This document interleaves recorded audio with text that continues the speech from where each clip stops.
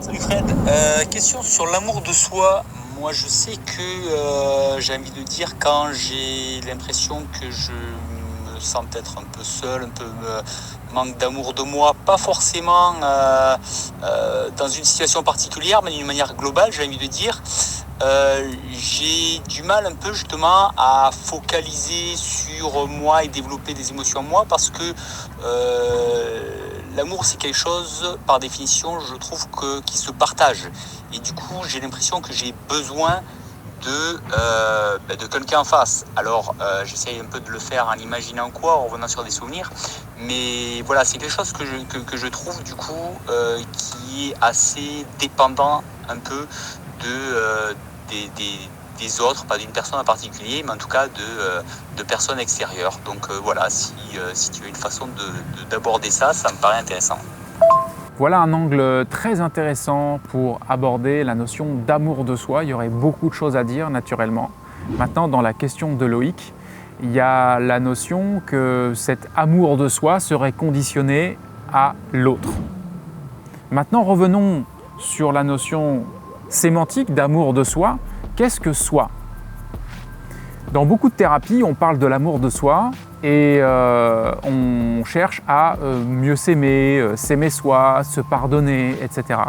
Mais qu'est-ce que l'on cherche à aimer et qu'est-ce que l'on cherche à pardonner ? La plupart du temps, on cherche à aimer ou pardonner l'identification que nous avons de nous-mêmes, ce à quoi nous nous identifions, c'est-à-dire le corps mental et physique, la personne, la personnalité. Et c'est ça qu'on cherche à aimer et qu'on cherche à pardonner. Alors que le zéro mental et d'autres voies ancestrales nous amènent à reconsidérer tout ça et nous rappeler que notre soi, au niveau le plus profond, n'est ni mental ni physique. Il sous-tend le mental, le physique, il imprègne, il intègre, il transcende le mental et le physique. Et c'est justement en retrouvant cette zone-là que le amour véritable se déclenche pour de vrai d'une façon inconditionnelle. Inconditionnel, c'est-à-dire qu'il n'est pas conditionné à l'autre, il n'est pas conditionné à un objet, il n'est pas conditionné à un système.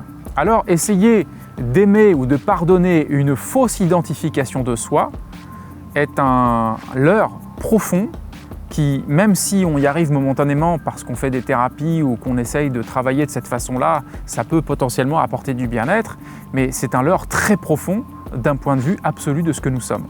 Et c'est justement un message qui corrobore complètement avec la question de Loïc, puisque on devrait pouvoir être dans cet amour entre guillemets de soi, ou cette présence à soi, appelons-la comme on veut, qui n'est pas conditionnée à l'autre, qui ne demande pas une présence de quelqu'un d'autre, et qui du coup apporte une grande liberté. La liberté de ne pas avoir besoin d'aimer pour ressentir amour.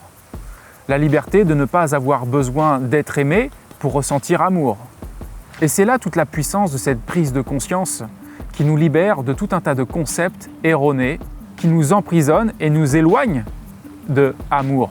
Comment développer l'amour de soi tout en cultivant l'amour d'autrui ? Alors justement, là encore, on a soi et autrui. Et la grande question, c'est est-ce qu'on a vraiment besoin de cultiver l'amour d'autrui quand on a trouvé l'amour en soi ?